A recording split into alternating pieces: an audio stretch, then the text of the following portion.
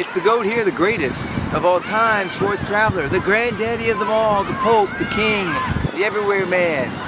Feeling pretty. I'm in Adelaide for some women's football. Americans, that would be soccer. This is the top A-League, top Premier League of women's soccer in Australia. And behind me, the team in the maroon is the home team, Adelaide. Feel that song? You had a bad day. You had a bad day. They had a bad day. They're losing 5-0 to Melbourne, which is in the, I guess you would say, dark gray. They're leading 5-0. And what's amazing is, in this second half, they've been dominated by Adelaide, and they have nothing to show for it. That's what kills me about soccer, aka association football. That doesn't happen in other sports. Usually you get some points, but Sydney just scored again for their 5th goal. And most of the pressure has not been down there, it's been down here. Let's see if Adelaide can put one in the net. They're having a bad day, they're having a bad day.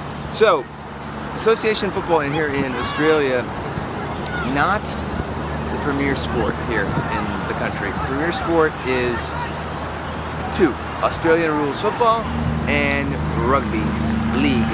Now, Australia is like the United States, even though it's much, much, much smaller. Sport is an integral part of the culture of the country.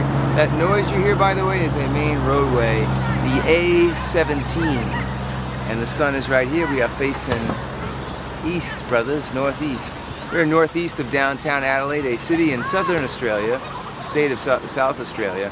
But as I was saying, football is not huge here. However, I think Australia hosting the World Cup, and not only that, the Australian men making the World Cup in Qatar in 2022, I believe that was.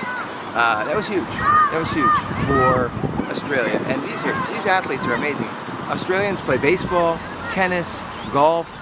I mean, outside of the United States, quite frankly, of all the countries I've been to, more than 80 countries, maybe Brazil, maybe Argentina, Germany, Spain, the UK, but in Oceania, the sports kingdom is Australia. Not just because of the size of the country and the fact that it's the most advanced democracy, but it's just part of the culture, the fabric of the country.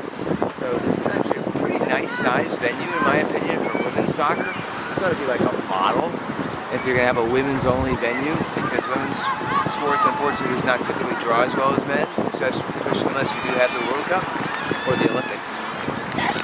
I saw the Western Sydney Wanderers on this trip. Adelaide City on one side, that wasn't enough seats. And then I saw Sydney FC on this trip. They played in a big stadium that's actually too big for the men, but it's also a rugby stadium. So going back to my original point, rugby and Aussie rules football are really big here in the country. And so they use these dual-use facilities, of course. Some of them have standalone, like this is a soccer-only facility, but in general, we use dual-use facilities. But beautiful day, quite humid. It's about, I'd say about 6:30 in the evening.